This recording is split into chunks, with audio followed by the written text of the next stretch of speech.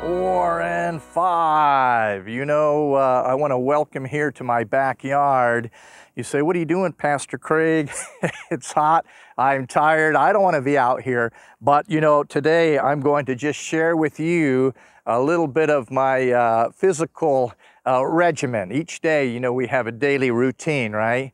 And this is an abbreviated one, but the bottom line is you can't stop. Don't stop. So at periods of time during the year, I stop. And why is that? Well, life gets busy, you know, and the older we get, the more complicated life gets, especially with relationships.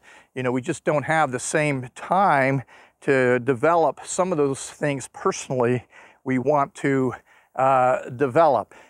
And so what I found is, especially married and now with a daughter and shepherding a flock, a church, that there's times that I can invest in different things. But one thing I can't do is stop. So my message to you is this: are you tired? Are you weary? Are you really burdened? Don't stop. Let's put this down. We're going to stop. Let's stop and come on over here. And I'm going to put my glasses on and read from this book. Another discipline that I think we all should have is reading. We spend time in the Word, and this particular book is called Gentle and Lowly. And I've been focusing on this verse from, or these verses from Jesus in Matthew 11, 28 through 30. Come to me, all who labor, who are weary, and who are heavy laden. That means just with a heavy burden. And I will give you rest. Take my yoke upon you and learn from me, for I am gentle, which is meek. It's restrained power, not harsh, and lowly, which means humble. I'm approachable. You can come to me, and you will find rest for your souls. My yoke is easy, and my burden is light. And you know, unfortunately, our physical lives, strife in this world doesn't stop. We're going to be weary. We're going to be burdened. And yet Jesus offers rest for our soul. I want to just take a quick look at this idea of my yoke is easy. He says, learn from me. Take up my yoke. That's that heavy cross piece, right? That wood that ties the animals together, that enslaves them to burden. Well, Jesus says this: my yoke is easy. It's the unyoke, and it needs to be, this word, carefully understood. Jesus is not saying that life is free of pain and that life is easy. There's no hardships. No. What he's saying here is that this word easy means kind.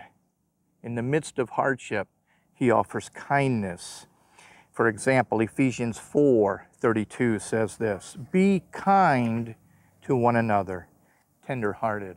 Jesus says, come to me and I will give you rest, because he is tender and kind-hearted. And as I encourage you not to stop, keep going. It's one way that we fulfill at this end of the year. There's reasons not to come to church Sunday. There's reasons not to go to your small group. But we're coming to an end. We got about a month to go with the church's regular programs before we do stop to rest. And so one of the places that we can show tender-heartedness and kindness to one another is in our meetings. And I've been saying, church, we need to connect with one another. That's what we're doing here, connecting. It's what we do in our small groups. It's what we do Sunday morning. Let's connect. Let's collaborate. Carol's leading us to support these angel tree, these young children that need joy. Let's collaborate and work together as we come down the end. And then finally, let's be considerate. Let's have consideration for one another. So church, final word, don't stop. Yes, life is burdensome. Yes, we get weary. But as Jesus says, come and let us connect with our brothers and sisters in Christ, especially those who have come to Christ at our baptisms in 2 weeks, and then presenting of new members in 3 weeks. Connect with your small groups, collaborate in our projects, and be considerate for one another, especially being weary and tired. Let us not, as Ephesians 5:21 says, stop submitting to one another, but putting others' interest ahead of our own. Stay well, church. Stay connected in a changed and ever-changing world.